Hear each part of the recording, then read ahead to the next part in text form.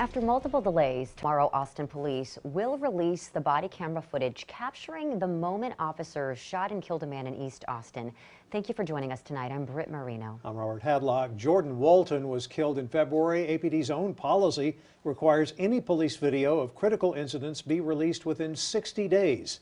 But the department has not been keeping its own self-imposed standards. Only one such incident has been released on time since the policy went into effect last year. KXAN police reporter Jacqueline Powell explains how those who oversee officers are saying delays in this latest case are leading them to actually rework how they release video for even more transparency.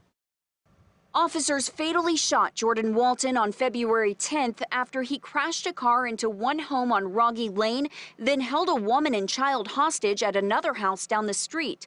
An informational video with police footage of that shooting should have been released in April, but APD pushed the deadline to May after the winter storm, then pushed it back again to June 4th. It'll be nearly 2 weeks after that deadline when it's released Thursday. I think we underestimated how long it would take, particularly when you have so many departments working on it. Director of the Office of Police Oversight, Farah Muscadin, helps lead all of this. To get these critical incident community briefing videos out, you need to involve APD, the district attorney, and the city's tech and communications offices. What has been challenging is the putting together the video in a way that explains it and provides context in a very fair and impartial perspective, and that just fundamentally takes a lot of time. This way of releasing the footage is modeled after policy in Los Angeles. What I'm hoping is that we move to what Houston just did. Houston recently changed its policy, now requiring police to release the full raw clips of body camera footage from any officer who uses a weapon in a critical incident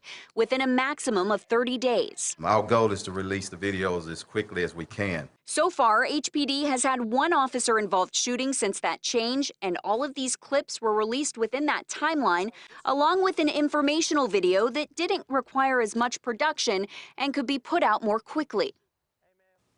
Muscadin didn't definitively say if or when Austin will move to a model more like Houston's, but she told me that is what the city's leaning toward.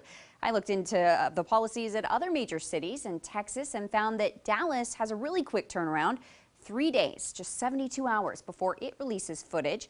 And the San Antonio Police Department just changed its policy at the end of last year. 60 days is now its standard for releasing footage from critical incidents. Back to you. The Office of Police Oversight in Austin just underwent a change thanks to Austin voters. In the May election, voters passed Proposition C. It allows City Council to now be able to appoint and remove an OPO director. The OPO replaced the Office of Police Monitor in 2018. That happened after the city learned not enough people understood how the process worked.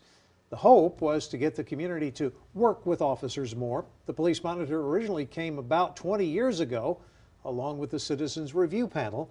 At the time, it was considered a milestone for transparency and oversight. The OPO has now replaced the panel with a new Community Police Review Commission, providing civilian oversight. It is seen as an advisory group to spur change in the Austin Police Department.